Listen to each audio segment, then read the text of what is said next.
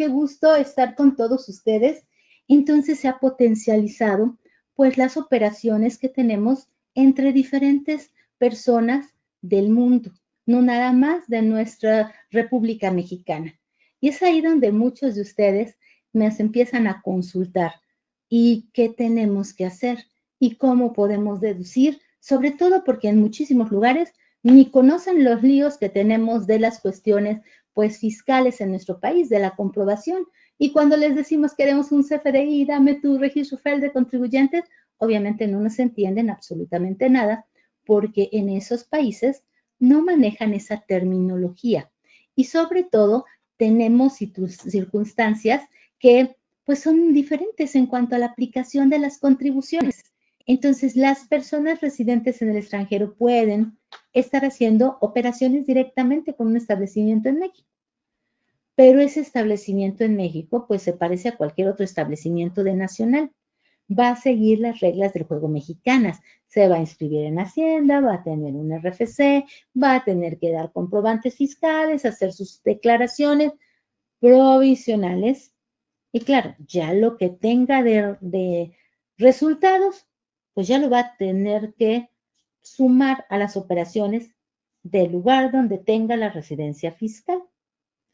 Ahora, importante, hay operaciones que nosotros pactamos con el extranjero y las pagamos de inmediato. Ahí, en ese momento, se tienen que cumplir todos esos requisitos y se va a considerar un ingreso para el extranjero y por lo tanto va a tenerse que hacer el cumplimiento de las obligaciones de retención, de determinación, de entero y de pago de las contribuciones.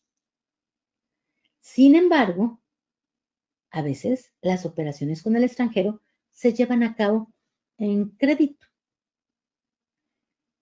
Entonces, si hay operaciones a crédito, esas operaciones no van a aplicar sino hasta que se cobren para efectos de considerar base para México. O bien, cuando se llegue a la fecha de exigibilidad, lo que suceda primero. Cuando se trata de salarios,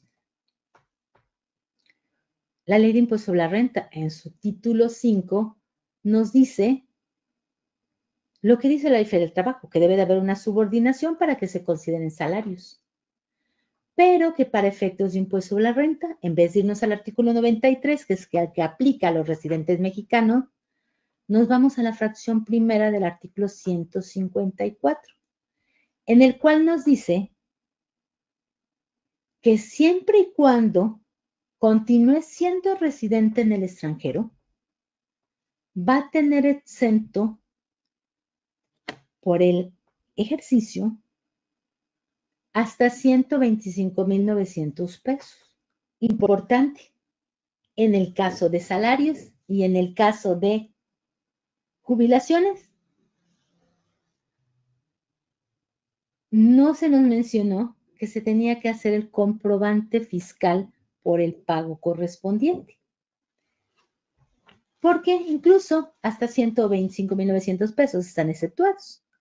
Sin embargo, específicamente la ley nos dice de impuesto sobre la renta que los contribuyentes por servicios profesionales que obtengan ingresos en nuestro país tienen la obligación de expedir un comprobante fiscal con los requisitos de nuestro país. Siempre y cuando llegara a establecerse aquí, pero si es completamente transitorio, pues su paso en México, se tendrá que expedir un comprobante con las reglas del juego de su país de origen.